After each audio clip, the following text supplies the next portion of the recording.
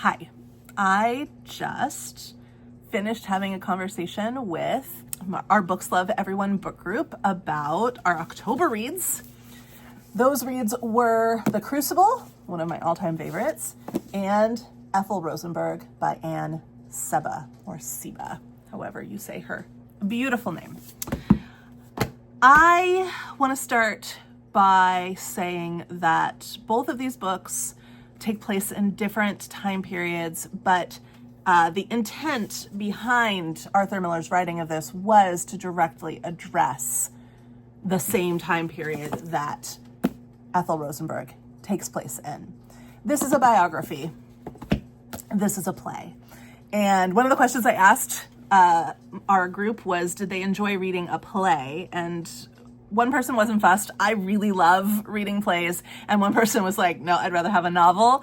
I think that that is probably indicative of every class of students I've ever had and asked to read a play. Some people really love it. I really love it because I always envision everything as a film in my head anyway. Everything is a film in my head. Even if I'm trying to think through, like, I'm going to have this conversation with this person, I don't just have the dialogue in my head. I see a vision of the room and the people and where we are and what I'm doing. Like, everything is a film in my head. Apparently, I'm very visual. And so when I read a play, I read it like that. I see it. I flesh it out. And so I love reading plays. But I've always had students who say they can't feel what is happening in the play unless they're seeing the play acted out for them on the stage or on a film. So before we go any further, I do want to strongly encourage you to give a watch to the 1990s film version of The Crucible, because it stars Daniel Day-Lewis, who at the time of filming was the son-in-law of Arthur Miller, and Arthur Miller has a direct influence on how he plays the character of John Proctor. There is, of course, also, I can't remember what it's called, and I haven't seen it myself, but I would love to see it if it ever comes to the West Coast. But I know that there is that play out there in New York right now about how John Proctor is the villain or something like that. It's something like that. And we talked a little bit about that too. We talked about the generational changes in society that have created this switch from seeing John Proctor as a hero or a sympathetic figure to seeing John Proctor as the problem. And in the play of The Crucible, John Proctor is the problem. He always has been, he always will be, he is the problem. Yes, he has some very powerful moments when you take them out and you isolate them. They are very powerful. I still feel very deeply the "but it's my name" sequence of events in this play. But at the same time, John Proctor is the representation, the symbolic, the type. He's the archetype of the actual issue in this play. Maybe not in history, but in this play. And so let's talk a little bit about this play before we go into Anne Seba's biography of Ethel Rosenberg. This play, like I said, it takes place during the Salem witch trials. It is the story of the Salem witch trials. It does focus on, or it does include characters that carry the names of all the people who are well known to everybody who knows anything about the Salem witch trials. But those characters don't necessarily reflect the history of the actual Salem witch trials. You do have some things that are the same. For example, there is a man named John Proctor, and he is married to a woman named Elizabeth Proctor. But in history, she's much younger than him. He is landed gentry. Gentry's not the right word in America, but he owns land. He's an upper class farmer in the Puritan town where he lives, and she is a younger woman historically. She's a younger woman, and she marries him, probably his second wife.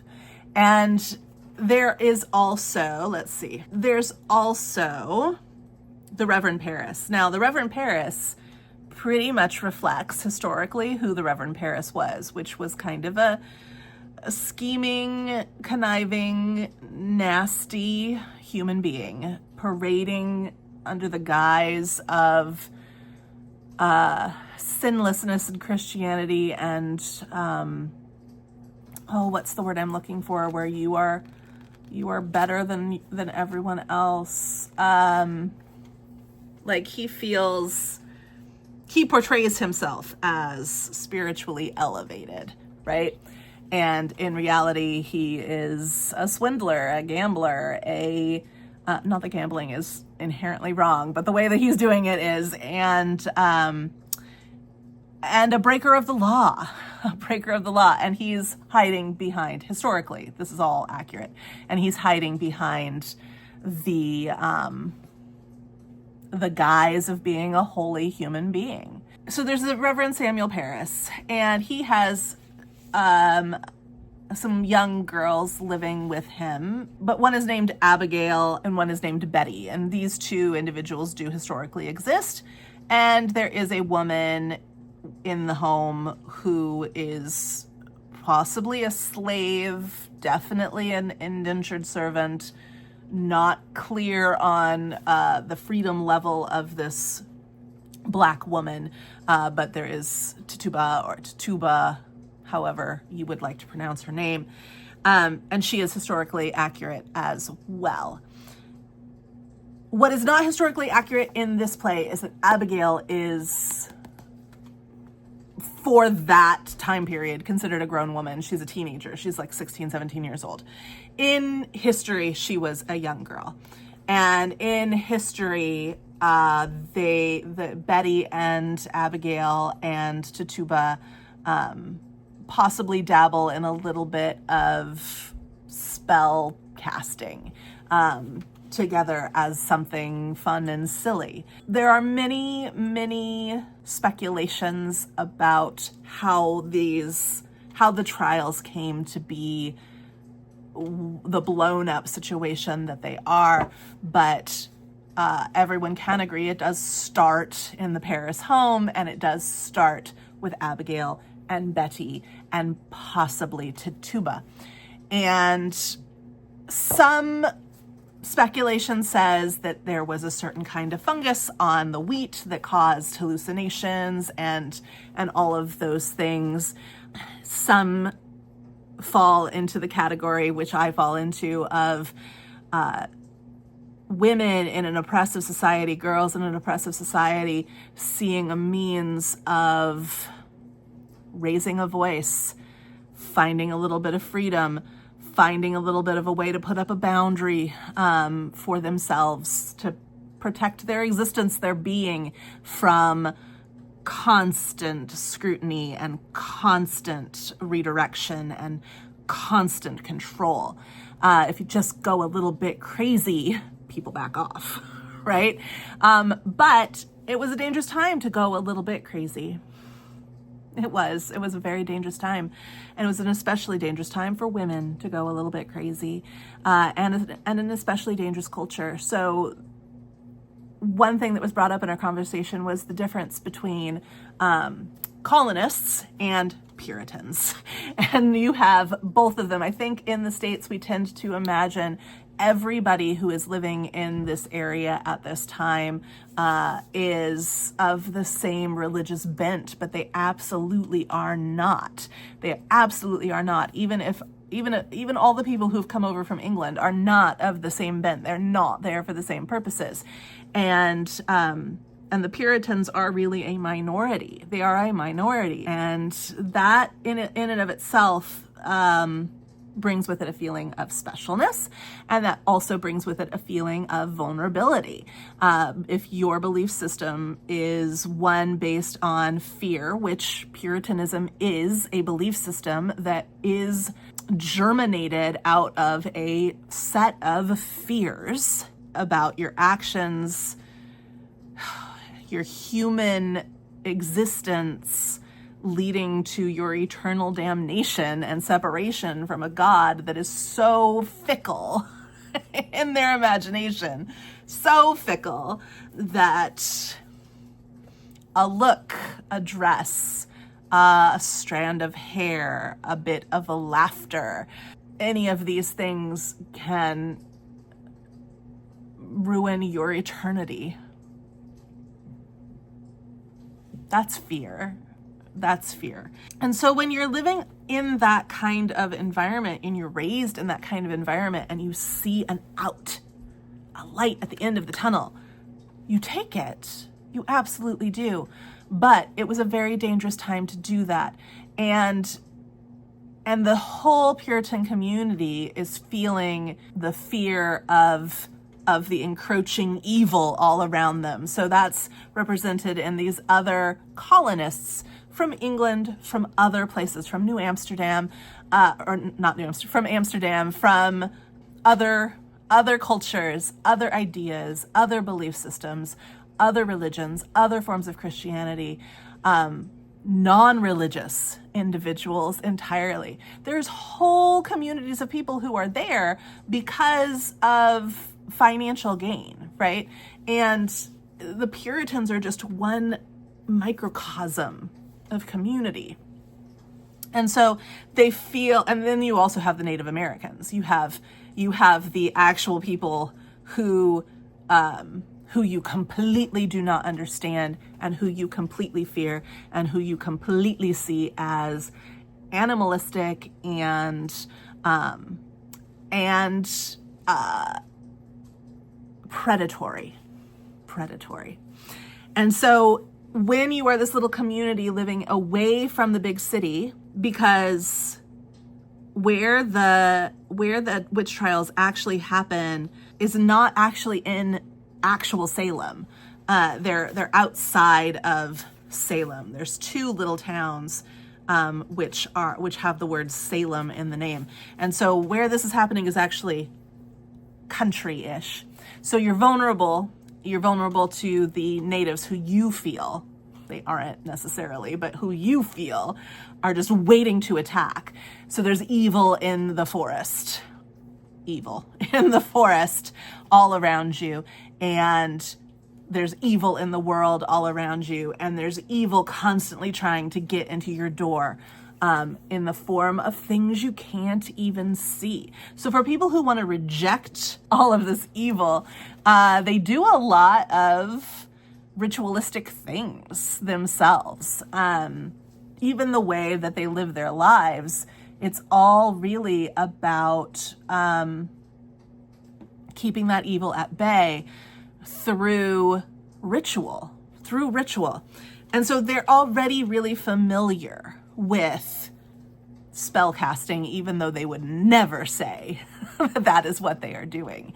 But if they don't follow these rituals exactly, then they will have no control over how close evil can come to them. But if they follow them, they can keep evil at bay. It's a set of magical thinking.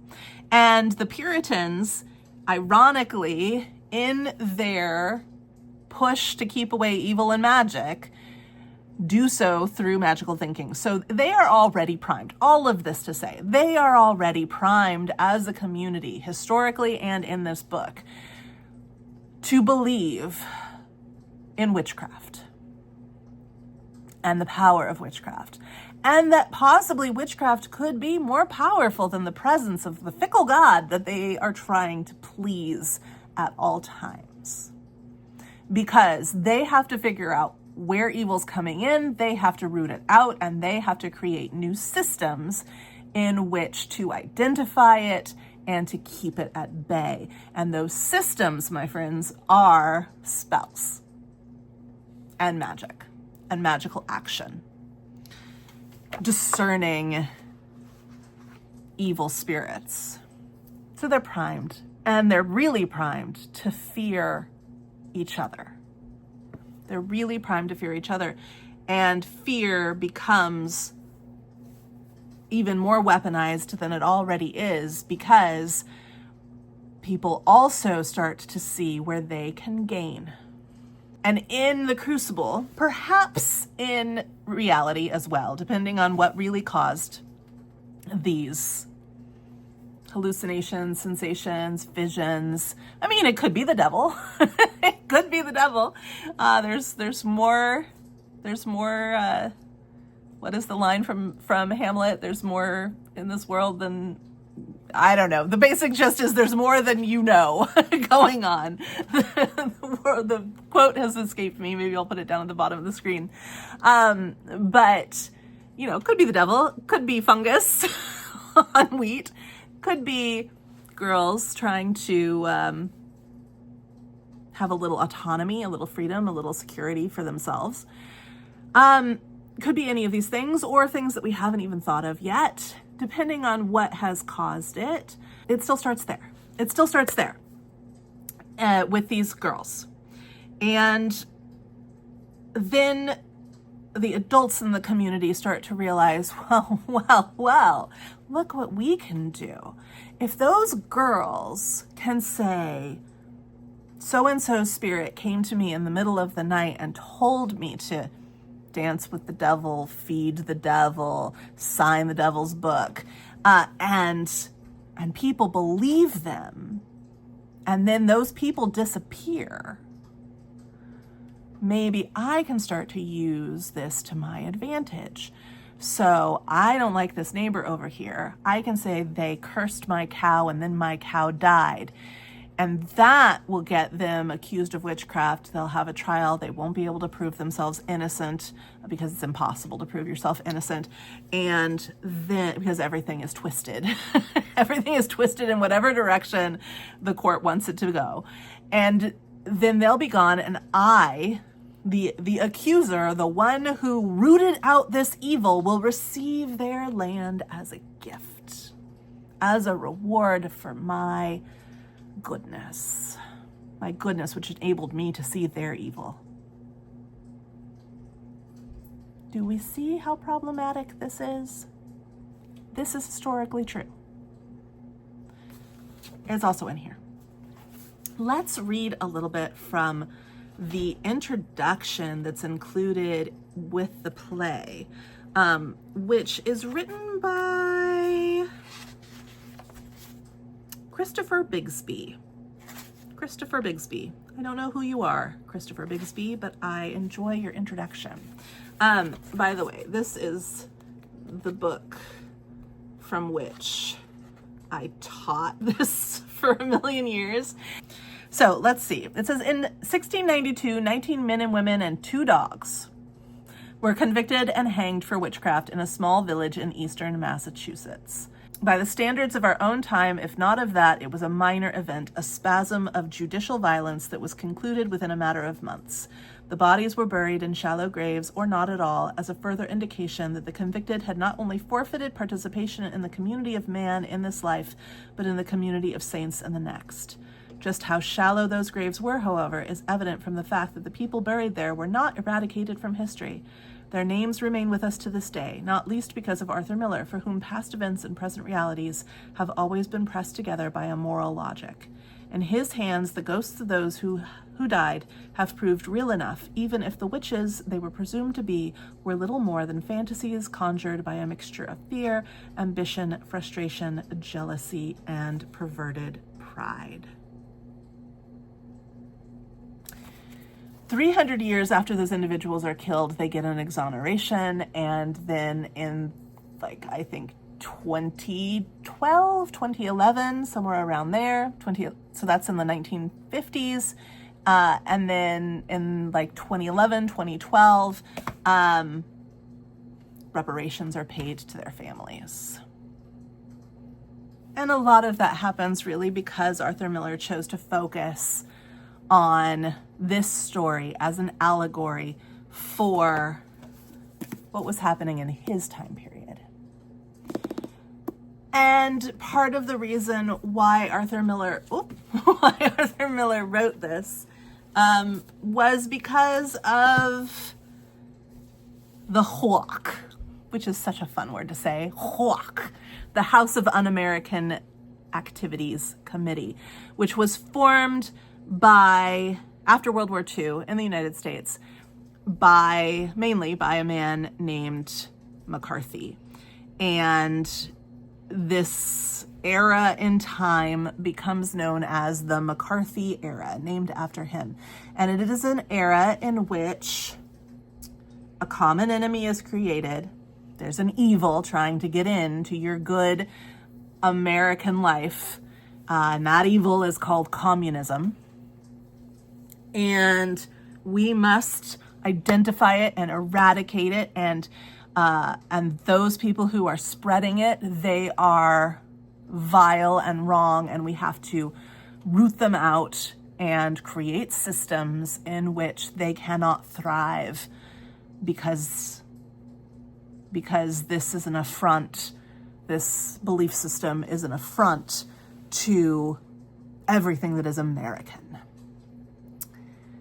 And part of that process was the House of Un-American Activities Committee.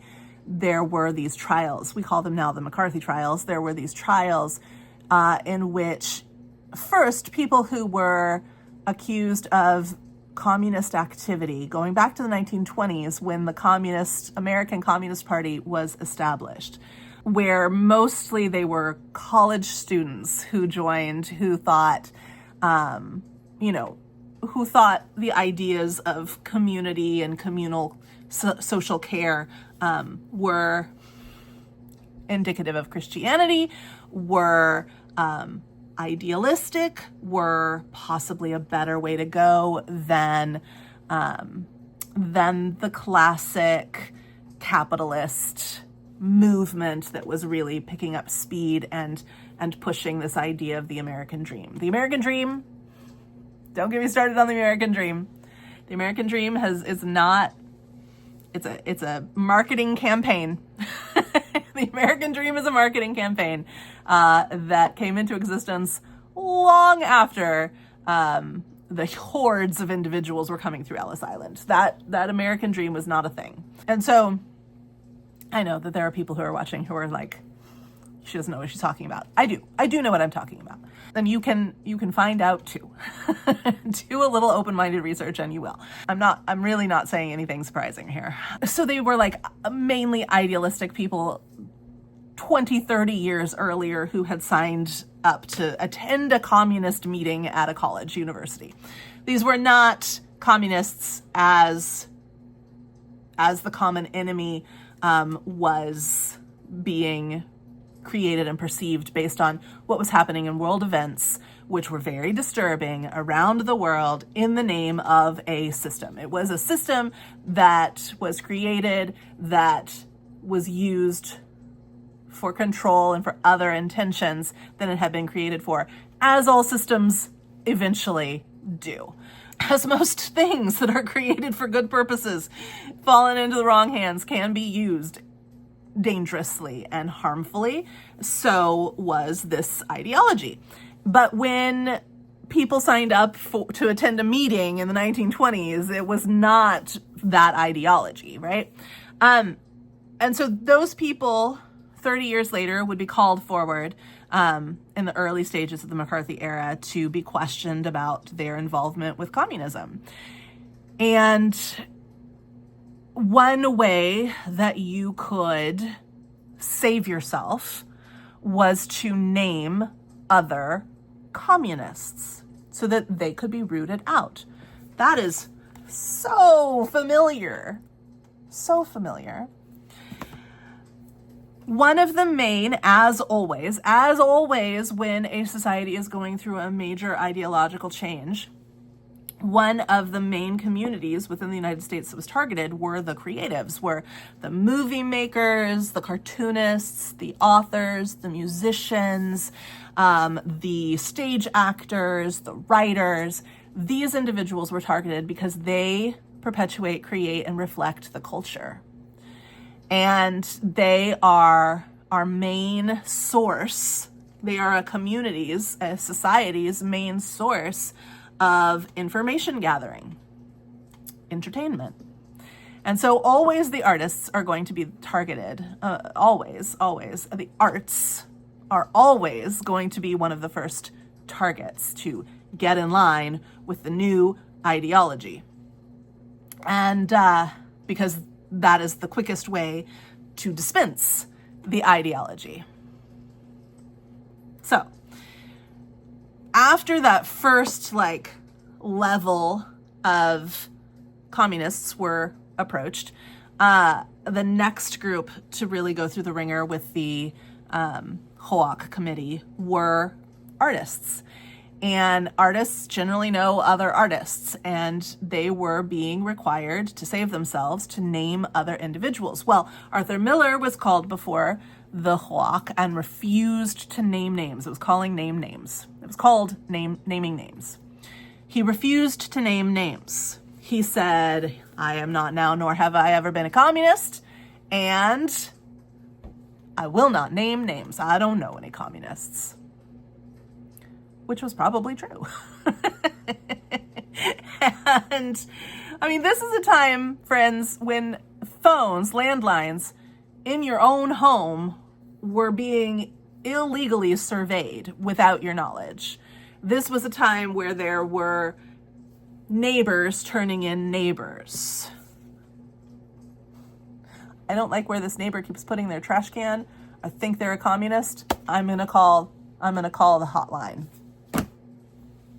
That happened. It happened, right? Arthur Miller refused to name names. But his best friend, another creative, who, if you are a film buff, you do know the name of, Elias Kazan. He is responsible, I have his list of movies over here. He's responsible for movies like A Tree Grows in Brooklyn, Splendor in the Grass, East of Eden. Now, these are all books, but he is responsible for these iconic film versions and others. He was A Streetcar Named Desire, the iconic Marlon Brando, Vivian Leigh adaptation of Tennessee Williams' play, A Streetcar Named Desire, where Marlon Brando does the Stella call, right? Nobody else can ever do it, in my mind. Well, Elia Kazan is responsible for that. And they were best friends. And Kazan names names. And Miller can't forgive him for that. And this is about that time period. So, during that time, the states actually electrified a husband and a wife, claiming that they had evidence that these two were Russian spies. And this is Ethel Rosenberg's biography. I'm gonna read the flap here, because I don't think I read the flap for any of these, or for any of the things that I put out to you before. So it says, this is a moving biography of Ethel Rosenberg, the wife and mother whose execution for espionage-related crimes defined the Cold War and horrified the world. We talked in our meeting today, in our get-together today, about how we didn't learn about this in school. And it's been part of curriculums for me for decades now. Sometimes you teach the Cold War in 8th grade, sometimes you teach the Cold War in 10th or 11th grade. And for decades, I have been teaching. I've been called to. I haven't chosen it. I've been called to teach this era in history. And it's never, the Rosenbergs are never part of an official curriculum. If you're a teacher and they are a part of your curriculum, please let me know, because I would really like to believe that we aren't, as a educational system, ignoring truths that should be shared, right? So, in June of 1953, Julius and Ethel Rosenberg, a couple with 2 young sons, were led separately from their prison cells on death row and electrocuted moments apart. Both had been convicted of conspiracy to commit espionage for the Soviet Union, despite the fact that the US government was aware that the evidence against Ethel was shaky at best and based on the perjury of her own brother. This book is the first to focus on one half of that couple in more than 30 years, and much new evidence has surfaced since then. Ethel was a bright girl who might have fulfilled her personal dreams of becoming an opera singer, always the arts, but instead found herself struggling with the social mores of the 1950s. She longed to be a good wife and mother while battling the political paranoia of the McCarthy era, anti-Semitism, misogyny, and a mother who never valued her. Because of Ethel's profound love for and loyalty to her husband, she refused to incriminate him despite government pressure on her to do so. Instead, she courageously faced the death penalty for a crime that she hadn't committed, orphaning her children. 70 years after her trial, this is the first time Ethel's story has been told with the full use of the dramatic and tragic prison letters she exchanged with her husband, her lawyer, and her psychotherapist over a 3-year period, 2 of them in solitary confinement. Hers is the resonant story of what happens when a government motivated by fear tramples on the rights of its citizens. And that, my friends, is where I will end this. I strongly recommend that you give this book a read. I strongly recommend that you read this play, but if you don't feel comfortable reading a play, please watch the film. It's from the 90s, but it's really good. And do a little research into the McCarthy era. See what you can learn, see what you can find. 2 books, hundreds of years apart, telling the same story. Not the exact same story, but a similar story. They're not both about Ethel Rosenberg. They're not both about Abigail. But they're telling the same story of society. Those 2 were super fun to read, very, very heartening. And I was telling my friends that the first time I read Ethel Rosenberg was as an ARC, and my ARC copy is just like warped with tears, because the first time I read this, I read it pretty much in 2 sittings, and I just cried through the entire thing. The entire thing. Also, John Proctor is the problem. I'll see you later. Bye for now. Until we meet again, let's go read.